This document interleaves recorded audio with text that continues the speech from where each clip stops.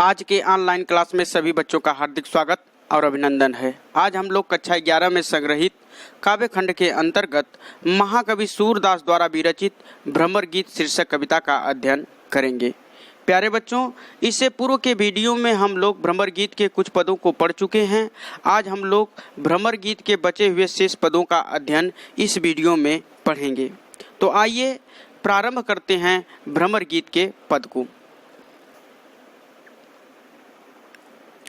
ऊधो भली भई ब्रज आए, विधि कुलाल किन्हे कांचे घट, ते तुम आनी पकाए।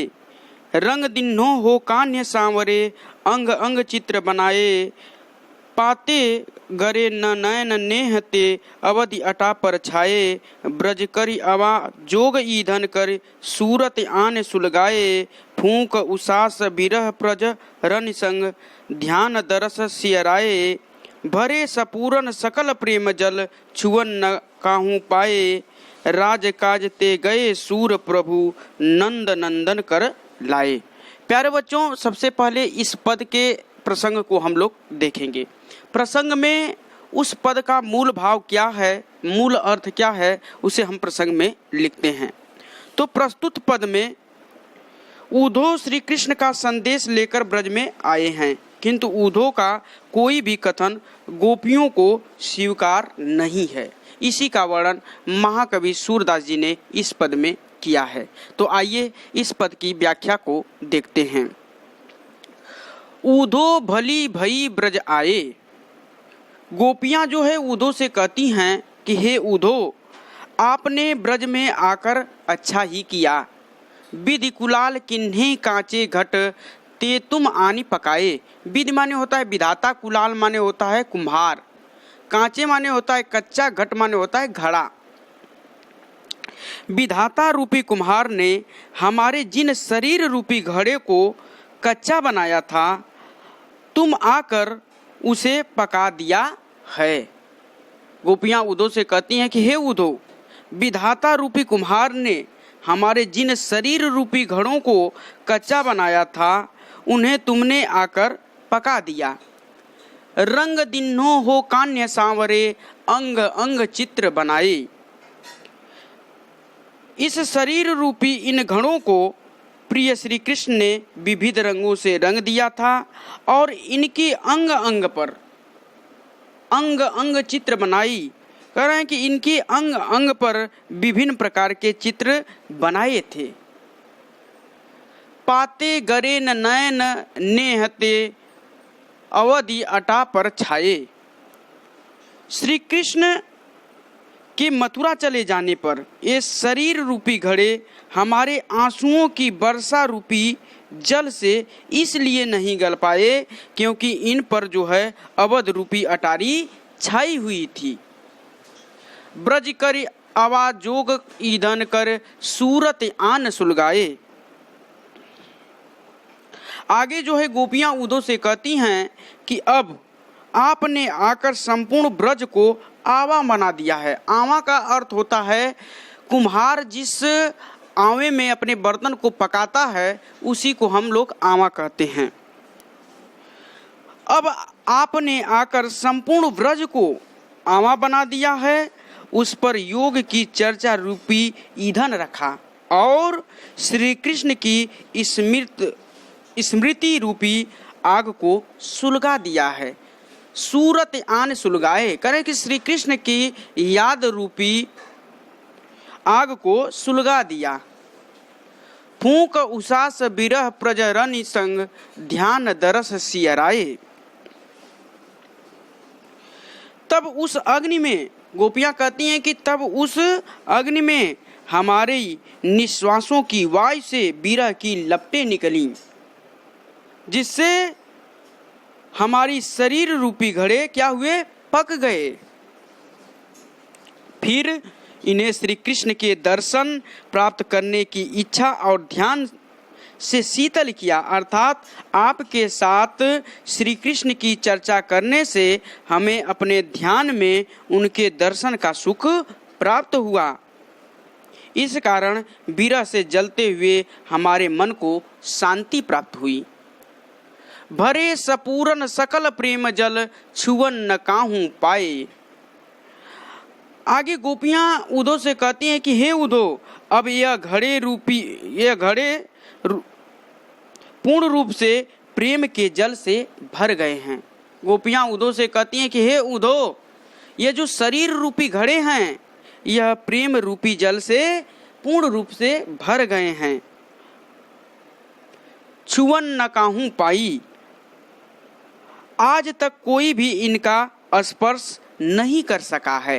राज काज ते गए सूर प्रभु, नंद नंदन कर लाए। सूरदास जी कहते हैं कि गोपियां कहती हैं कि हे उद्धव, ये तो उन्हीं नंद नंदन श्री कृष्ण के लिए सुरक्षित हैं जो राजकाज के लिए मथुरा गए हुए हैं। जब भी वे लौटेंगे उन्हें यह घड़े पूर्णतः सुरक्षित मिलेंगे। एक बार और देखेंगे इसकी व्याख्या को। ऊधो भली भये ब्रज आए, विधि कुलाल किन्हे कांचे घट, ते तुम आनी पकाए।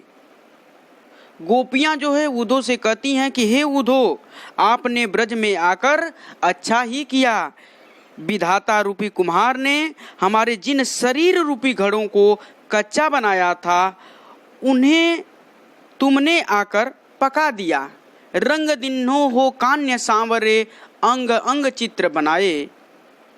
शरीर रूपी इन घड़ों को प्रियतम श्री कृष्ण ने विविध रंगों से रंग दिया था और इनके अंग अंग पर विभिन्न प्रकार के चित्र बनाए थे। पाते गरे न नयन नेहते, अवधि अटा पर छाए। आगे जो है गोपियां जो है श्री कृष्ण से गोपियां जो है उद्धव से कहती हैं कि हे उद्धव, श्री कृष्ण के ब्रज से मथुरा चले जाने पर ये शरीर रूपी घड़े हमारे आंसुओं के वर्षा रूपी जल से इसलिए नहीं गल पाए क्योंकि इन पर अवध रूपी अटारी छाई हुई थी। अर्थात कहने का आशय यह है कि जब श्री कृष्ण ब्रज से मथुरा गए तो वह एक निश्चित समय में लौट आने की बात गोपियों से कहकर गए थे। इसीलिए जो है यह जो शरीर रूपी घड़े हैं वह जो है वर्षा रूपी आंसू के वर्षा रूपी जल से गल नहीं पाए। ब्रज कर आवाजोग ईंधन कर, सूरत आन सुलगाए। आगे गोपियां कहती हैं कि अब आपने आकर, हे उद्धव जी, अब आपने आकर संपूर्ण ब्रज को आवा बना दिया है। आवा उसे कहा जाता है जिसमें कुम्हार जो है अपने कच्चे मिट्टी के पात्र को पकाता है, उसी को आवा कहते हैं। तो गोपियां कहती हैं कि अब आपने आकर संपूर्ण ब्रज को आवा बना दिया है और उस पर योग की चर्चा रूपी ईंधन रखा और श्री कृष्ण की स्मृति रूपी याद रूपी आग को सुलगा दिया। फूंक उसास बिरह प्रजरन संग, ध्यान दरस सियराए। आगे गोपियां कहती हैं कि तब उस अग्नि में हमारी निश्वासों की वायु से बिरह की लपटें उठी और उससे जो है उस आवा में जो है आग लग गई और आग लगने के बाद हमारे शरीर रूपी घड़े जो है उसमें पक गए। फिर इन्हें श्री कृष्ण के दर्शन प्राप्त करने की इच्छा और ध्यान से शीतल किया। अर्थात आपके साथ श्री कृष्ण की चर्चा करने से हमें अपने ध्यान में उनके दर्शन का सुख प्राप्त हुआ। इस कारण विरह से जलते हुए हमारे मन को शांति प्राप्त हुई। भरे सपूरन सकल प्रेम जल, छुअन न काहू पाए। अब ये घड़े पूर्ण रूप से प्रेम के जल से भर गए हैं और आज तक कोई भी इनका स्पर्श नहीं कर सका है। भरे सपूरन सकल प्रेम जल, छुअन न काहू पाए। गोपियां जो है उद्धव से कहती है कि हे उद्धव, ये जो हमारे शरीर रूपी घड़े हैं अब जो है प्रेम रूपी जल से पूर्ण रूप से भर गए हैं और आज तक कोई भी इनका स्पर्श नहीं कर सका है। राज काज ते गए सूर प्रभु, नंद नंदन कर लाए। सूरदास जी कहते हैं गोपियां कहती हैं कि हे उद्धव, ये तो उन्हीं नंद नंदन श्री कृष्ण के लिए सुरक्षित है। यह जो हमारे जो शरीर रूपी घड़ा है, यह शरीर रूपी घड़ा उन्हीं नंद नंदन श्री कृष्ण के लिए सुरक्षित है जो राजकाज करने के लिए मथुरा गए हुए हैं। जब भी वे लौटेंगे उन्हें यह घड़े अर्थात हमारे शरीर रूपी जो घड़े हैं पूर्णतः उन्हें सुरक्षित मिलेंगे। प्यारे बच्चों, अब इस पद में के काव्य सौंदर्य को हम लोग देखेंगे। तो प्रस्तुत पद में गोपियों को पूर्ण विश्वास है कि श्री कृष्ण राजकार्य के लिए मथुरा गए हुए हैं और एक न एक दिन वे अवश्य लौटकर ब्रज को आएंगे। भाषा ब्रज भाषा है। इस पद में जो है अनुप्रास, पुनरुक्त प्रकाश और सांग रूपक अलंकार है। रस वियोग श्रृंगार रस है। व्यंजना शब्द शक्ति है। प्रसाद और माधुर्य गुण का प्रयोग किया गया है और जो छंद है वह गीय पद है। आइए दूसरे पद को देखते हैं। आँखियाँ हर दर्शन की भूखी, कैसे रहत रूप रस राची, ये बतिया सुनी रूखी, अवधि गिनत एकटक मग जोहत, तब इतनो नहीं झूकी, अब यह जोग संदेशो सुन सुनी, अति अकुलानी दुखी, बारक वह मुख आने दिखावहूँ, दुहि पय पियत पतूखी, सूर सुकत हठ नाव चलावत, यह सरिता है सूखी। प्यारे बच्चों, सबसे पहले इस पद के प्रसंग को हम लोग देखेंगे। तो प्रस्तुत पद में सूरदास ने गोपियों की श्री कृष्ण भक्ति का भावात्मक स्वरूप प्रस्तुत किया है। उद्धव निर्गुण भक्ति और योग की बातें करते हैं, जिन्हें सुनकर गोपियां कहती हैं कि उनकी योग की नीरस चर्चा वे नहीं सुनना चाहती, क्योंकि उन्हें श्री कृष्ण के दर्शनों की लालसा है, जिनके बिना उनके नेत्र प्यासे हैं। इसी का वर्णन महाकवि सूरदास जी ने इस पद में किया है। तो आइए इस पद की व्याख्या को देखते हैं। आँखियाँ हरि दर्शन की भूखी। गोपियाँ जो है उद्धव से कहती हैं कि हे उद्धव जी, हमारे नेत्र जो है श्री कृष्ण के दर्शन के लिए व्याकुल हैं।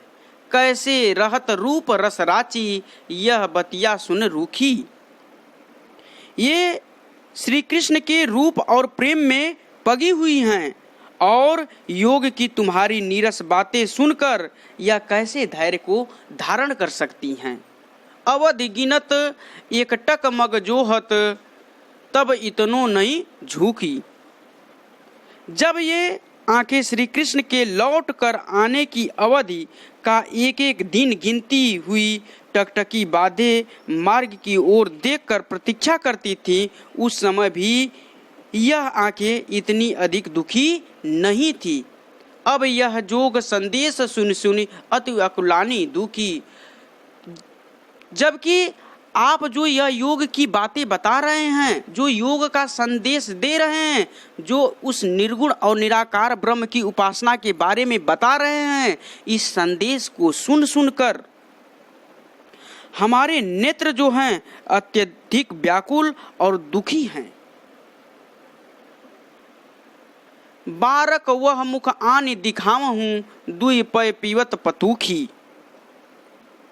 आगे गोपियां उद्धव से कहती हैं कि हे उद्धव, हमारी यही प्रार्थना है कि हमें श्री कृष्ण के उस मुख के एक बार दर्शन करा दो। बारक माने होता है एक बार, एक बारक वह मुख आने दिखाऊं।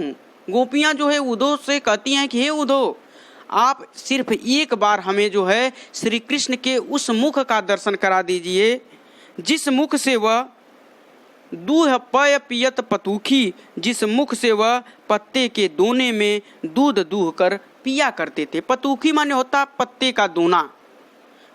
कह रहा कि जिस पत्ते के दोने में वह दूध दूह कर पिया करते थे। सूर सुकत हटि नाव चलावत, यह सरिता है सूखी। सूरदास जी कहते हैं, गोपियां कहती हैं कि हे उद्धव, हमें योग का उपदेश देकर तुम वैसा ही असंभव कार्य कर रहे हो जैसे कोई व्यक्ति सूखी नदी की बालू में हठपूर्वक नाव चलाने का प्रयत्न करता है, चेष्टा करता है, उसी प्रकार जो आप यह हमें निर्गुण और निराकार ब्रह्म के उपासना की बातें बता रहे हैं, यह सब उसी प्रकार व्यर्थ है। अर्थात कहने का आशय यह है कि कृष्ण प्रेम में अनुरक्त हमारे हृदय पर तुम्हारे योग संबंधी उपदेश का प्रभाव पड़ना असंभव है। प्यारे बच्चों, एक बार और देखेंगे इसके व्याख्या को तो और स्पष्ट हो जाएगा। अखिया हरि दर्शन की भूखी, कैसे रहत रूप रस राची, यह बतिया सुन रूखी। गोपियां जो है उद्धव से कहती हैं कि हे उद्धव, हमारे नेत्र जो हैं श्री कृष्ण के दर्शन के लिए व्याकुल हैं। ये श्री कृष्ण के रूप और प्रेम में पगी हुई हैं। योग की तुम्हारी नीरस बातें सुनकर यह कैसे धैर्य को धारण कर सकती हैं। अवधि गिनत एकटक मग जोवत, तब इतनो नहीं झुकी। आगे गोपियां उद्धव से कहती हैं कि जब ये आंखें श्री कृष्ण के लौट आने की अवधि का एक एक दिन गिनती हुई, टकटकी बाधे मार्ग की ओर देखकर प्रतीक्षा करती थी, उस समय भी इतनी अधिक दुखी नहीं हुई थी। परंतु अब यह जोग संदेशो सुन सुन अति अकुलानी दुखी। परंतु अब जो आप यह योग का संदेश सुना रहे हैं, जो निर्गुण और निराकार ब्रह्म के बारे में बता रहे हैं, इन बातों को सुन सुनकर हमारे जो आंखें हैं वह अत्यंत व्याकुल और दुखी हो उठी हैं। बारक वह मुख आनि दिखावहूँ, दूही पय पीवत पतूखी। आगे जो है गोपियां उद्धव से कहती हैं कि हे उद्धव, हमारी यही प्रार्थना है कि हमें श्री कृष्ण के उस मुख के एक बार दर्शन करा दो, जिस मुख से वह पत्ते के दोने में दूध दूहकर पिया करते थे। सूर सुकत हठ नाव चलावत, यह सरिता है सूखी।